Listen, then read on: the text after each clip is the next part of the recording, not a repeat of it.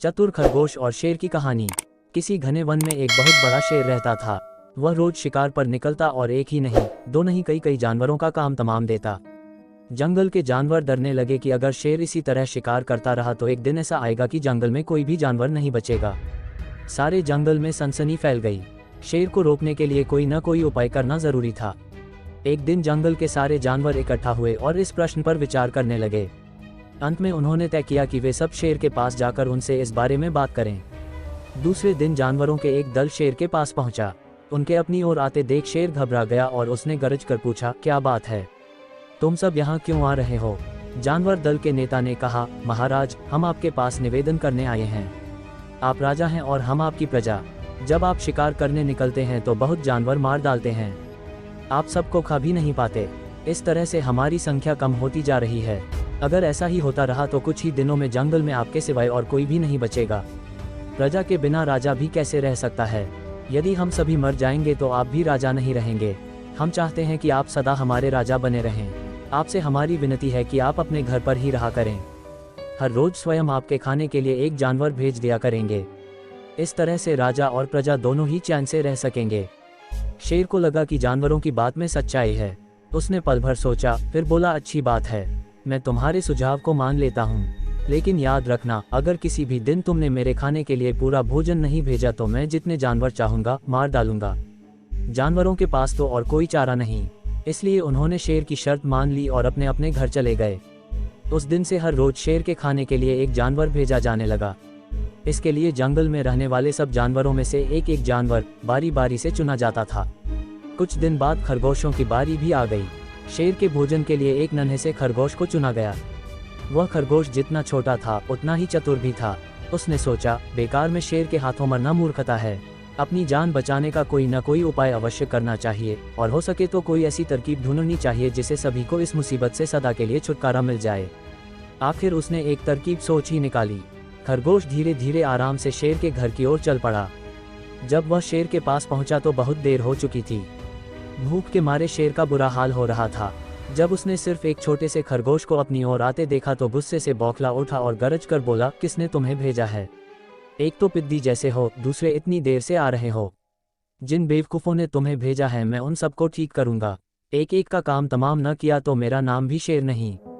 नन्हे खरगोश ने आदर से जमीन तक झुककर, महाराज, अगर आप कृपा करके मेरी बात सुन लें तो मुझे या और जानवरों को दोष नहीं देंगे। वे तो जानते थे कि एक छोटा सा खरगोश आपके भोजन के लिए पूरा नहीं पड़ेगा, इसलिए उन्होंने 6 खरगोश भेजे थे। लेकिन रास्ते में हमें एक और शेर मिल गया। उसने 5 खरगोशों को मारकर खा लिया। ये सुनते ही शेर दहाड़ कर बोला, क्या कहा? दूसरा शेर? कौन है वह? तुमने उसे कहाँ देखा? महाराज, वह तो बहुत ही बड़ा शेर है। खरगोश ने कहा, वह जमीन के अंदर बनी एक बड़ी गुफा में से निकला था। वह तो मुझे ही मारने जा रहा था, पर मैंने उससे कहा, सरकार, आपको पता नहीं कि आपने क्या अंधेर कर दिया है। हम सब अपने महाराज के भोजन के लिए जा रहे थे, लेकिन आपने उनका सारा खाना खा लिया है। हमारे महाराज ऐसी बातें सहन नहीं करेंगे। वे जरूर ही यहाँ आकर आपको मार डालेंगे। इस पर उसने पूछा, कौन है तुम्हारा राजा? मैंने जवाब दिया, हमारा राजा जंगल का सबसे बड़ा शेर है। महाराज, मेरे ऐसा कहते ही वह गुस्से से लाल पीला होकर बोला, बेवकूफ़, इस जंगल का राजा सिर्फ मैं हूँ। यहाँ सब जानवर मेरी प्रजा हैं। मैं उनके साथ जैसा चाहूँ वैसा कर सकता हूँ। जिस मूर्ख को तुम अपना राजा कहते हो उस चोर को मेरे सामने हाजिर करो। मैं उसे बताऊंगा कि असली राजा कौन है। महाराज, इतना कहकर उस शेर ने आपको लिवाने के लिए मुझे यहाँ भेज दिया। खरगोश की बात सुनकर शेर को बड़ा गुस्सा आया और वह बार बार गरजने लगा। उसकी भयानक गरज से सारा जंगल दहलने लगा। मुझे फौरन उस मूर्ख का पता बताओ, शेर ने दहाड़ कर कहा। जब तक मैं उसे जान से न मार दूंगा मुझे चैन नहीं मिलेगा। बहुत अच्छा महाराज, खरगोश ने कहा, मौत ही उस दुष्ट की सजा है। अगर मैं और बड़ा और मजबूत होता तो मैं खुद ही उसके टुकड़े टुकड़े कर देता। चलो, रास्ता दिखाओ, शेर ने कहा। फौरन बताओ किधर चलना है। इधर आइए महाराज, इधर। खरगोश रास्ता दिखाते हुआ शेर को एक कुएं के पास ले गया और बोला, महाराज, वह दुष्ट शेर जमीन के नीचे किले में रहता है। जरा सावधान रहिएगा, किले में छुपा दुश्मन खतरनाक होता है। मैं उससे निपट लूंगा। शेर ने कहा, तुम ये बताओ कि वह है कहाँ? पहले जब मैंने उसे देखा था तब तो वह यहीं बाहर खड़ा था। लगता है आपको आता देखकर वह किले में घुस गया। आइए मैं आपको दिखाता हूँ। खरगोश ने कुएं के नजदीक आकर शेर से अंदर झांकने के लिए कहा।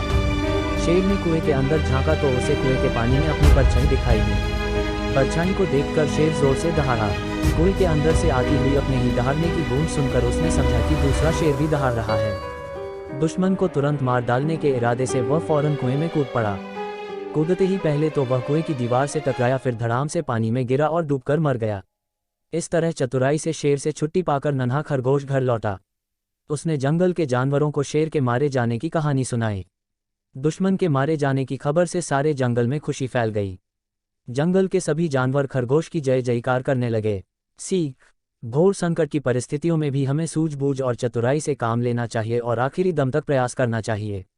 सूझबूझ और चतुराई से काम लेकर हम भयंकर संकट से उबर सकते हैं और बड़े से बड़े शक्तिशाली शत्रु को भी पराजित कर सकते हैं।